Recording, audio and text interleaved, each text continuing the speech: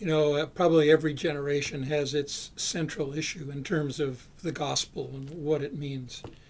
Others probably had ideas about, is the gospel true? And that's an issue today. But the big question in our culture, in our time, is the gospel really the only way? You're telling me that the only way to heaven you think is through Jesus? What about all the other religions? What about other people? And yet the stubborn reality is Jesus stands in front of us and says, no one comes to the Father but by me. I am the way, the truth, and the life.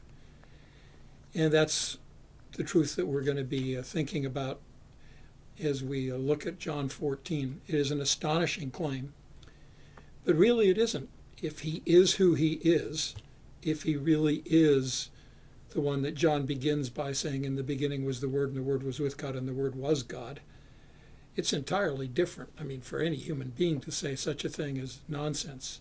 But for God to become man, to become the way through the cross, that's quite another matter. So how do we grab hold of that? It's intimidating. All kinds of studies show that even many Christians are backing away from that idea because it's uncomfortable to say that to people. How do we hold on to that and yet at the same time say it with humility and love and care for people? Not arrogance, not intolerance, not anger or any of those other kinds of things. Because if it's true, there's no other name under heaven given among men whereby we must be saved. That affects the way I view my family, my neighbors, and people who live in distant corners of the world. So I know you're going to have some fascinating discussion together.